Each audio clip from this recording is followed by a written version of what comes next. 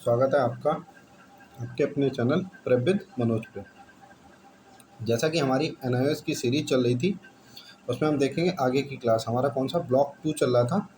उसमें हमने कहाँ तक पढ़ लिया था, हम एक बारी चेक करेंगे। हमारा हो गया था duties of teacher. Duties of teacher के बाद हमने इससे पहले आरटीई पढ़ा था, राइट और चाइल्ड राइट पढ़े थे, यूनिसेफ रिपोर्ट पढ़ी थी।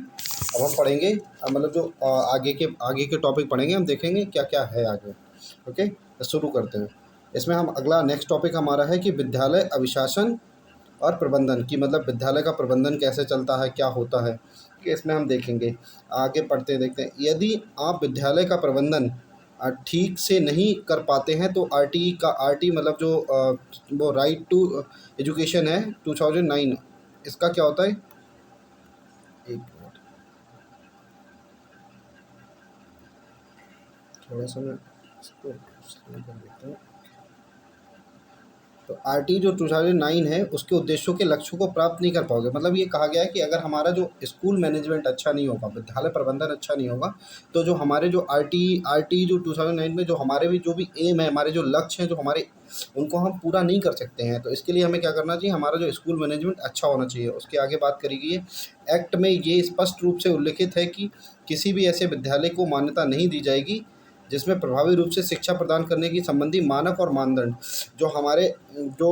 जो सीबीएसई जो मानक और मानदंड जो तय करता है, एनसीईआरटी जो भी मतलब जो बुक्स की जो क्वालिटीज़ तय करता है, अगर वो किसी भी स्कूल में नहीं है, किसी भी स्कूल में नहीं है, उसकी अगर मतलब उसको मान्यता नहीं दी गई है, तो ऐसे किसी स्कूल को मान्यता नहीं दी जाएगी। ऐसे जिस जिस स्कूल में मानक और मानदंड पूरे नहीं होते हैं। ओके, जैसे स्कूल में रूम नहीं है, अगर फील्ड में पढ़ाई होती है, तो ऐसे किसी स्कूल को मान्यता नहीं दी जाएगी, ये कहा गया है। ठीक है। और देखा है, माँ को बच्चे का प्रथम शिक्षक कहा जाता है। अच्छा, ये क्वेश्चन आता भी है, DSSS में आ चुका है कि जो कि एसएमसी में, वो सॉरी, माँ के मतलब बच्चे का प्रथम शिक्षक कौन होता है, तो ये कौन होता है, माँ होती है। ठीक है। ऐसे ही एक और नेक्स्ट पॉइंट है, एसएमसी में क्या आता है, 50% कितनी होती, फीमेल होती हैं। फीमेल तथा पदाधिकारी सदस्य कौन से होते हैं, माता पिता अभिभावक होते हैं। अच्छा, आपको एक बारी बता दूं कि एसएमसी में क्या क्या होता है। इससे पहले एक बार इरेज करके मैं आपको बता देता हूँ।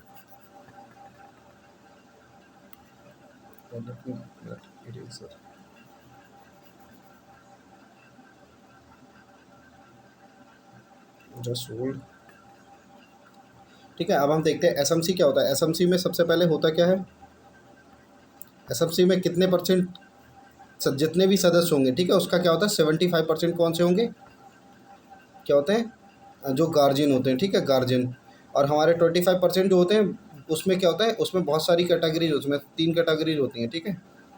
इसमें क्या होगा, नंबर 1 पहले होगा टीचर। ठीक है, 1/3, जो 25% का 1/3। ठीक है, इसमें क्या होता है, टीचर हो जाएंगे। ठीक है। और हमारे जो 1/3 क्या हो जाएंगे, जो भी वहाँ के ऑफिसर्स हैं। और 1/3 कौन से हो जाएंगे, जो वहाँ के जो शिक्षाविद है, मतलब जैसे जो एक्सपर्टीज़ है जिसमें, ठीक है, वो हो जाएंगे। ठीक है, शिक्षाविद। ओके, एक्सपर्टीज़ वो होते हैं, जैसे जो पुस्तक डिजाइन करते हैं, वो हमारे मतलब बड़े बड़े इंस्टीट्यूशंस के होते हैं, जैसे एनसीईआरटी के शिक्षाविद होते हैं। तो ये सब शामिल होते हैं किसमें, एसएमसी में। अच्छा, सपोज इसको एग्जांपल लेके हम किसी ऐसे नंबर को मानते हैं जैसे परसेंटेज में डिवाइड हो जाए। जैसे हमारे 12 मेंबर्स की एक एसएमसी है। ठीक है, उसमें हमारे कितने होंगे, 2/3, वो सॉरी 3/4, मतलब 9 कितने हो जाएंगे, 9 कौन हो जाएंगे, 9 हमारे गार्जियन हो जाएंगे। ठीक है। और हमारे 3 कौन हो जाएंगे, 3 ऐसे लोग हो जाएंगे जो कैटेगराइज। इसमें क्या होता है, एक टीचर हो जाएगा और एक ऑफिसर हो जाएगा और एक कौन हो जाएगा, जो शिक्षाविद है वो हो जाएगा। तो इस हिसाब से कैटेगराइज होता है जो एसएमसी में होता है। ठीक है, एसएमसी है। और इसमें क्या हो जाएगा, इसमें भी हमारे क्या होता है कि 50% कौन होने की, फीमेल होंगी। ठीक है, इसमें कहा गया है। आगे हम देखेंगे जो एसएमसी का काम क्या होता है, ये हम देखेंगे। एसएमसी का काम होता है कि जो भी स्कूल का मैनेजमेंट है उसको मॉनिटर करना, स्कूल कैसे काम करता है उसको मॉनिटर करना, और एसडीपी तैयार करना। एसडीपी का क्या मतलब होता है, एसडीपी होता है स्कूल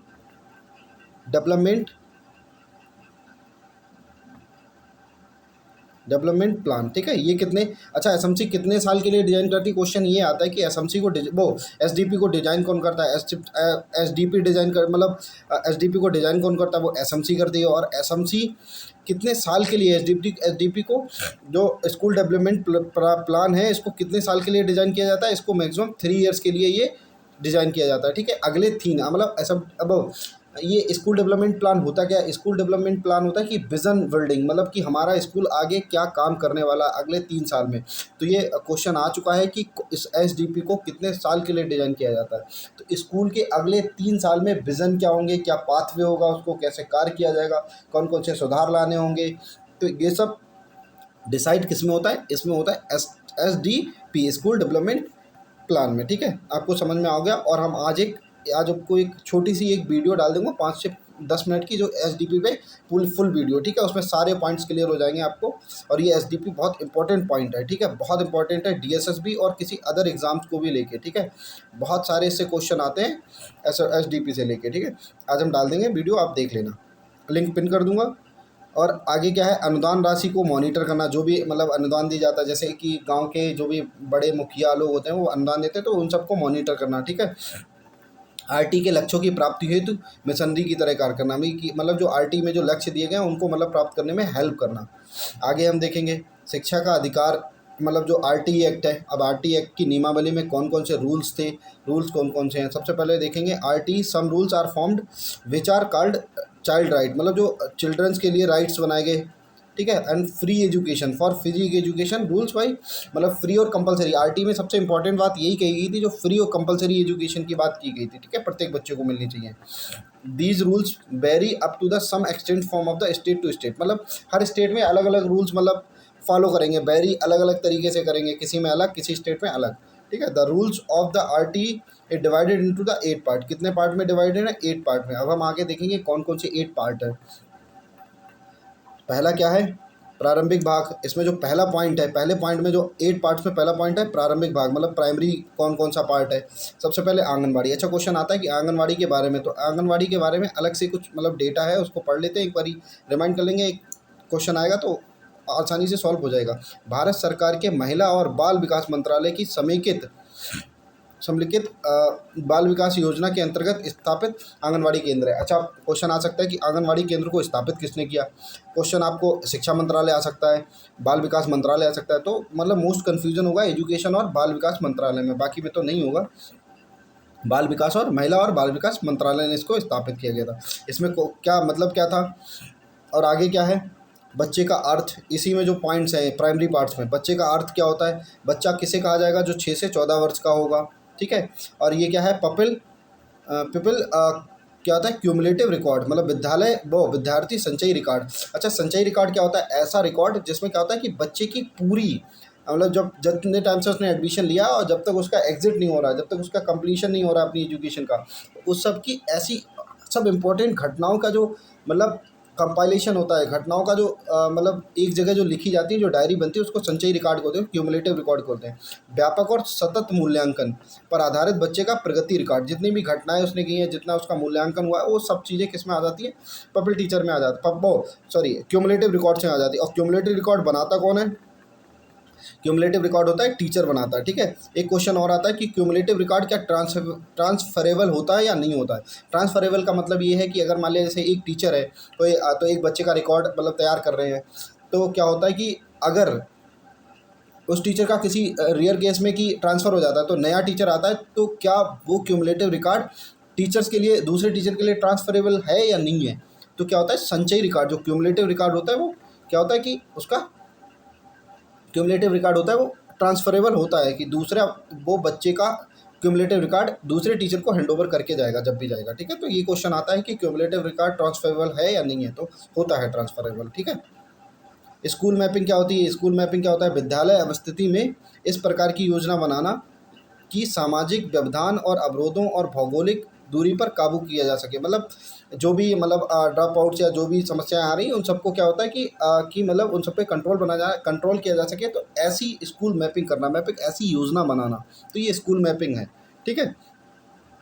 आगे चाइल्ड राइट के दूसरा पॉइंट कौन सा है, चाइल्ड राइट के फ्री एजुकेशन कंपलसरी, मतलब एजुकेशन। इसमें क्या होता है, स्कूल स्पेशल ट्रेनिंग, विशेष शिक्षण कैसे दिया जाएगा उन विद्यार्थियों के लिए जिनका दाखिला विलंब से हुआ, जिनका मतलब लेट हुआ है, जिनका एडमिशन, तो उनके लिए क्या कहता है, उनके लिए स्पेशल क्लासेस लगवाई जा सकती है, उन्हें स्पेशल ट्रीटमेंट दिया जा सकता है, टीचर अलग से उसे ऑपरेट कर सकता है उन्हें, तो ये सब उन्हें सुविधाएं दी जाती है। विशेष रूप से नियुक्त अध्यापक विशेष प्रशिक्षण देंगे, और कुछ ऐसे मतलब टीचर्स होते हैं जो अलग से रिक्रूट किए जाते हैं, तो उनके लिए भी वो स्पेशल ट्रेनिंग ही देंगे, ठीक है। और क्या होता है कि आगे ये कितने, इसकी ड्यूरेशन क्या होती है, इसकी 3 मंथ टू 2 ईयर हो जाती है, मतलब इसकी 3 महीने से 2 साल तक इसका स्पेशल ट्रेनिंग दी जा सकती है बच्चे को, ठीक है। आगे हम देखेंगे तीसरा कौन सा है, duties of state government. State government की कौन कौन सी ड्यूटी होती हैं। स्टेट गवर्नमेंट के मतलब जो आरटी के तहत जो राज्यों के लिए जो ड्यूटीज़ दी गई उनमें कौन कौन सी होता है। सबसे पहले तो आरटी एक्ट को लागू ही करना, ये स्टेट गवर्नमेंट का काम है, ठीक है, उसको प्रॉपर तरीके से लागू करना। इसमें क्या होता है, दूसरा क्या है, प्रारंभिक शिक्षा दिलाना राज्य तथा केंद्र सरकारों का संयुक्त दायित्व है। जो स्टेट और सेंट्रल का मतलब हमने जो आरटी पढ़ी थी उसमें भी कहा गया था, जो स्टेट और सेंट्रल गवर्नमेंट का एक रिस्पॉन्सिबिलिटी है कि बच्चे को प्रारंभिक शिक्षा एलिमेंट्री एजुकेशन मिलनी चाहिए, ठीक है। दूसरा कौन सा पॉइंट है, हम देखेंगे एलिमेंट्री एजुकेशन में एडमिशन और अटेंडेंस को सुनिश्चित करना, मतलब कि बच्चा 100%, इसका मतलब ये है कि मतलब मेन फोकस था एनरोलमेंट, जितना भी हो सके एनरोलमेंट रेशियो को बढ़ाना, हर बच्चे का एडमिशन हो, और एडमिशन के बाद उसकी मतलब 75% प्लस तो उसकी अटेंडेंस होनी चाहिए। मतलब 100 दिन अगर स्कूल खुल रहा है तो उसके 75 दिन तो उसके अटेंडेंस होनी चाहिए। इसके लिए बहुत सारी योजनाएं चलाई गई, जैसे मिड डे मील योजना है, ये इसीलिए इसका मेन फोकस तो ये था कि मतलब जो कुपोषण वाली समस्या से निपटना, और ये था कि स्कूल का एनरोलमेंट रेशियो भी बढ़ाना, ठीक है, ड्रॉप आउट को कम करना, ये सब थे। आगे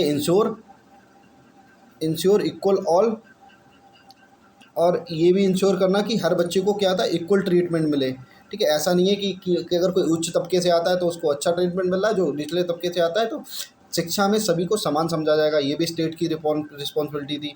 ensure all type of facilities, her type की फैसिलिटीज़ मिलनी चाहिए, ये भी इंश्योर स्टेट गवर्नमेंट का था।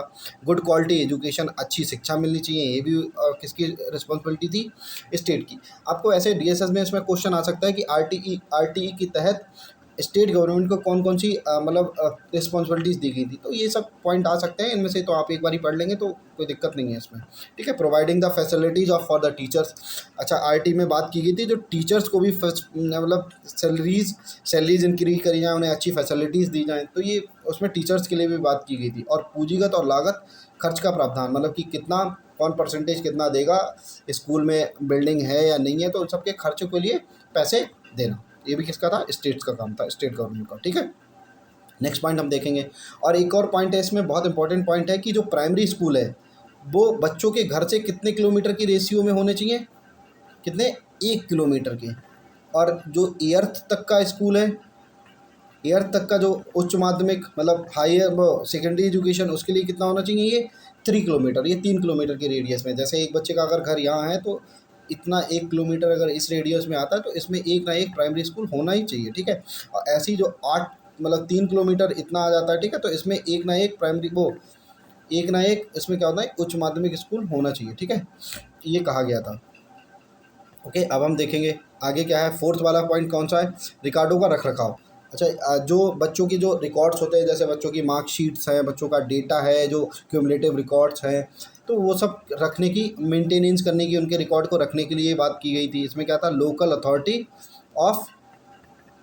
अथॉरिटी अपने अधिकार क्षेत्र के सभी बच्चों का जन्म से लेकर, बर्थ से लेकर, जब से बच्चों का जन्म हुआ है, जन्म से लेकर वे 14 ईयर्स तक के नहीं हो जाते, उनका रिकॉर्ड रखेगी। मतलब जब से बच्चों का एडमिशन हुआ है तब से वो क्या होता है, रिकॉर्ड रखेगी, ठीक है।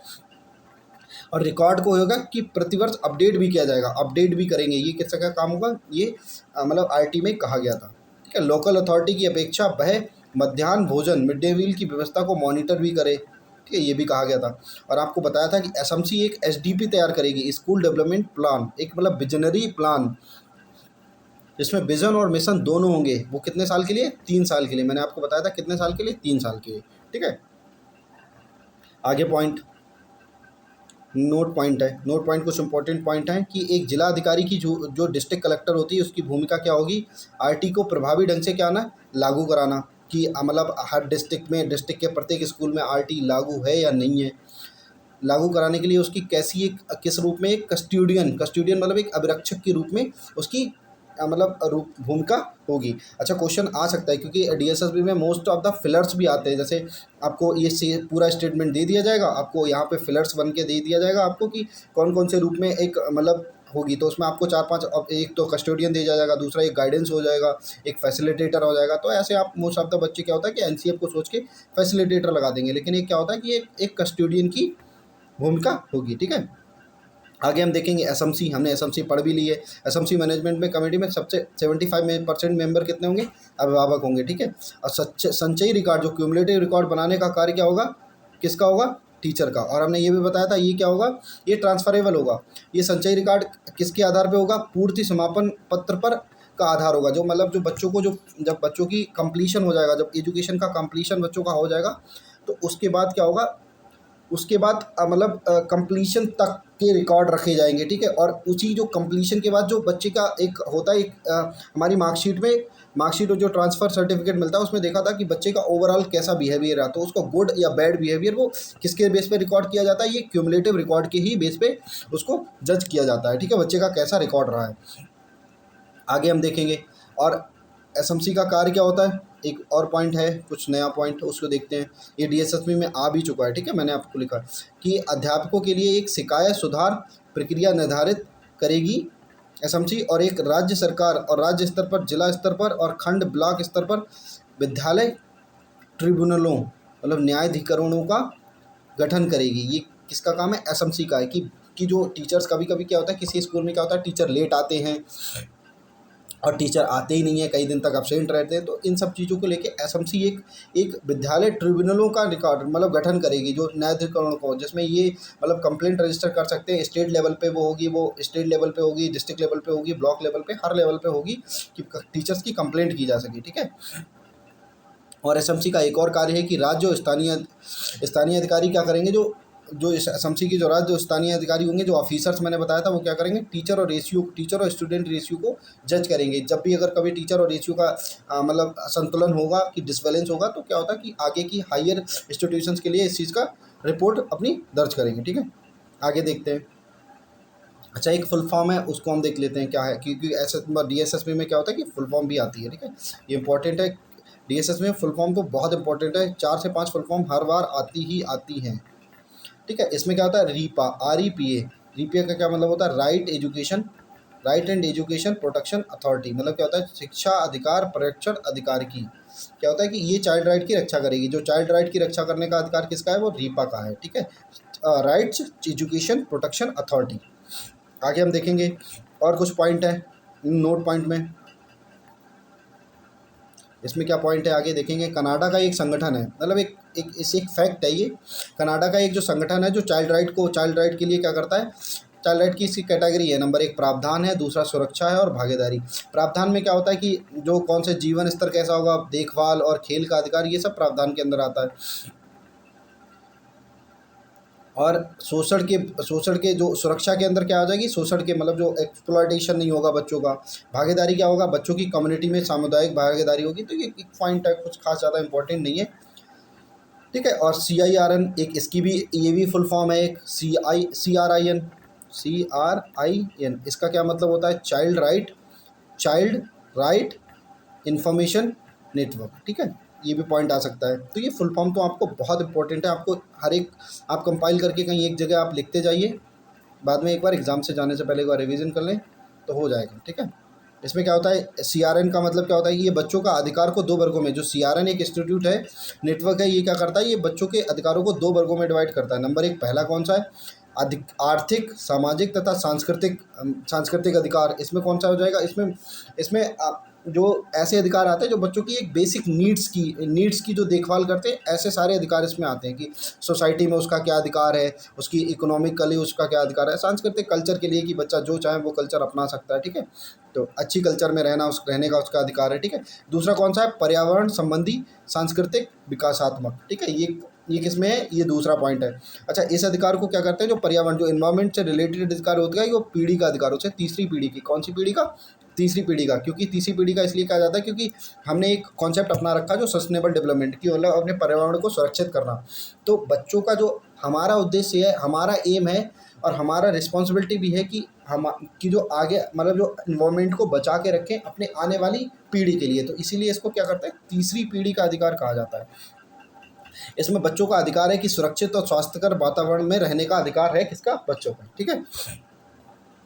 और पॉइंट है इसमें एक कि जो शिक्षा है वो किस में आती है, समवर्ती सूची में, ओ सॉरी, शिक्षा किस में आती है, समवर्ती सूची में। इसमें क्या होता है कि इस पे कानून कौन कौन बना सकता है, समवर्ती सूची का मतलब क्या होता है कि इस पे स्टेट भी अपना कानून बना सकता है और सेंट्रल भी अपना कानून बना सकता है। लेकिन जो सेंट्रल कानून बनाएगी वो मोस्टली बाध्यकारी होता है, ठीक है। तो ये होता है जो इसमें, और जो अनुदान देना होता है वो स्टेट स्टेट और सेंट्रल दोनों अपने रेशियो में डिवाइड करके अपना अनुदान देते हैं, ठीक है। आज की क्लास हम यहीं पर बाइंड अप करेंगे। आज की क्लास हो गई है और हम अगला ब्लॉग नेक्स्ट ब्लॉग पढ़ेंगे नेक्स्ट वीडियो में, ठीक है। और आपको एक बता दूं कि मैं एनआईएस के जो नोट्स हैं, आपको अगर एक कंपाइलेशन, पूरी बुक कंपाइलेशन चाहिए ऐसे ही नोट्स की बनी हुई हैंड रेटेड नोट्स की कंपाइलेशन बुक, तो आप आपको नंबर बता दे रहा हूँ, इस नंबर पे आप कांटेक्ट करके आप इसको बाई कर सकते हैं और बहुत मिनिमम प्राइस में आपको मिल जाएगी। अभी तो तैयार नहीं हुई है, विद इन 10 to 12 डेज में ये कंप्लीट हो जाएगी। तो आपको अगर चाहिए तो एक मिनिमल प्राइस में आपको मिल जाएगी, ठीक है। 9536328128, ठीक है। इस पे आप व्हाट्सअप करके या कॉल करके आप पूछ सकते हैं, आपको मिनिमल प्राइस में अवेलेबल करा दी जाएगी। आपको कंपाइलेशन है आपको, और ये इसमें एनआईएस के नोट्स में ऐसा ही कोई सिंगल पॉइंट छूटा होगा, वरना कोई सिंगल पॉइंट नहीं छूटा है, ठीक है। Thank you.